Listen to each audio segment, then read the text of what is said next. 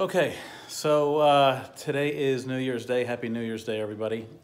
Yesterday, I tried to tape a project I was doing of making a pellet box for my pellet guns, and that's on a video right before this that you probably deleted or did whatever with because it wasn't done very well.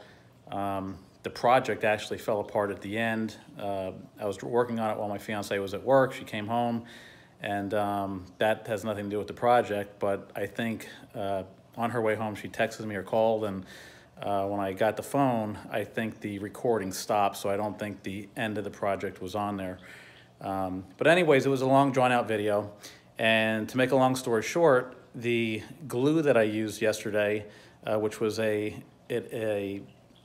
kind of like a caulk. It said it was a construction adhesive, but it didn't hold. The metal didn't hold together. It didn't hold to the plastic. And basically, when I lifted the box up at the end of the day, everything fell apart. So what I had to do was take an hour and wash everything down, get the glue off. It was actually more like a putty, almost like a window and door caulk. And so I took some time to rinse that off. I got it off of the metal. I got it off of the plastic and basically restarted from scratch. So what I did today is I went to Home Depot. I'm going to show you here. And the only thing I really changed was I got some epoxy. I got two different types of epoxy. And for the past hour, I've been epoxying the metal sheets together and some of them to the box, to the plastic box. And I'll show you where I'm at right now. So this is the box here, and there's the wine is just holding the metal down. But what I did is first is this is the plastic box that I bought at Home Depot, and it's basically a Husky box. And I have, if you can see here, let me see if I can turn on the light if that'll make it better. I don't know if that helps or not, but let's shut that off. That doesn't work. So these here are 12 by 12, 22 gauge sheets of steel. And there's 1, 2, and then the third one is here. And I basically bent that over a board to make a little lip at the top. And I did the same thing yesterday, but again, it all fell apart. So today what I did is put epoxy on the back here to the plastic. And then on the top one here, I epoxied that to the plastic bottom of this here, and I also epoxied it to the other metal square. And then the top one, I epoxied that. I don't know if I got it on the camera yesterday, but what I did here is I cut the top of the box. I took a razor and cut that out. And I have 4 more sheets. This is going to be, I just got done epoxying them. This is going to be for the right side of the box, and this here will be for the left side of the box. And I basically used just this Gorilla epoxy here, and I also used, let's see here, where is it? And I also used another type here, which is the Gorilla. I guess it's also epoxy, but it's more like a, I guess it just comes in a different package. And so once those are done, what I'm going to do is I will epoxy these now to the sides and to the base, and I will show you how that comes out when I'm done. The sides and to the base, and I will show you how that comes out when I'm done. Okay, so the second part of the project is, or third part, however you want to look at it, is completed for my pellet trap. What I did is I actually went back to Home Depot, and I don't know if you can see it here. This is the, instead of getting epoxy, I got this Gorilla construction adhesive, and I got that. I know I finished first part of the project with the epoxy, but I figured this was a little cheaper. It seemed like I would have some left over in case there was other projects down the road, and I read up on it real quick while I was at Home Depot, and it seems to have gotten some pretty good reviews. So anyways, here's the other part. What I did here, I took these steel sides that I showed you earlier, and I put those into the container. I don't want to lift it up yet because it's still setting. I'm going to let it cure overnight. I will let it do that. But as you can see, this is the construction or Gorilla construction adhesive here. I actually put it all the way along here and down here at the bottom. And then I also put a little bit down here on the sides where it was touching part of the plastic to give it some extra stability there.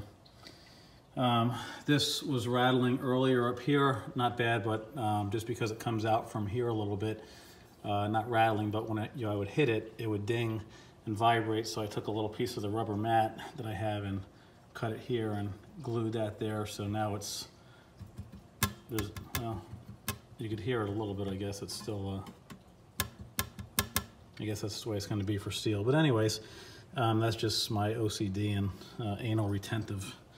And it's trying to get everything perfect, but hopefully this one doesn't collapse when I'm done. And once this dries, I'll put the curtain in that I did yesterday, which is over here.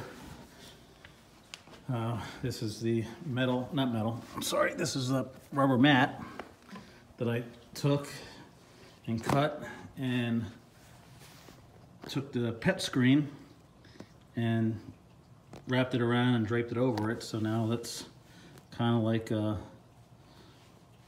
don't know, it's almost like a carton of Kevlar or carton of pet screen, however you want to look at it, and hopefully it kind of helps cushion the pellet or BB, whichever I shoot into there, and doesn't knock it around the box too much and kind of drops it down to the bottom.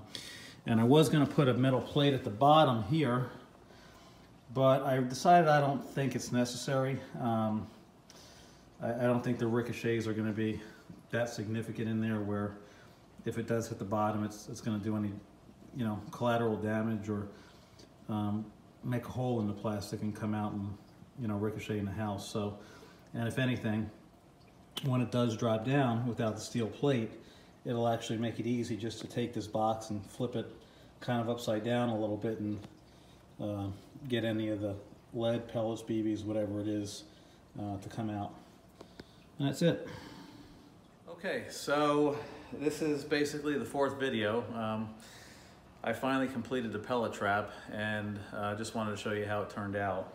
So I think in my last video, and I don't know if I'll be able to put those together or not, but in the last video I basically took Gorilla construction adhesive and glued the tin or the metal plates to the box here. And this is where we're at so far. So the box is complete. This is all completely solid here. Here's the metal, no rattling, really in there, pretty solid. As I showed you last time, I believe I bent the top of this tin plate over here just so it would help offer a little protection from any deflecting pellets. But you can see that the box is now going to stand up like that. And I'll show you what else we have here.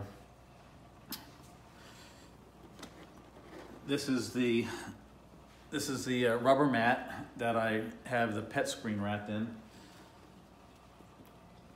And there's just some loose pieces there that I had that I stuck in there. I'll put these back in there. Like that. And this basically goes in here like this.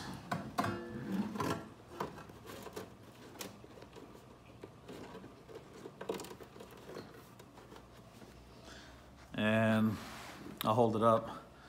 So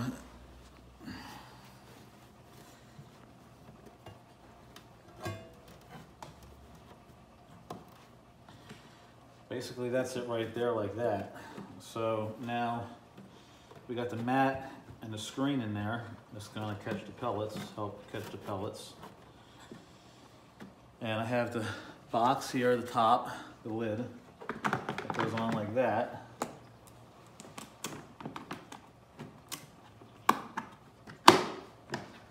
That'll be locked down like that, and then here's the pellet box. There it is right there. So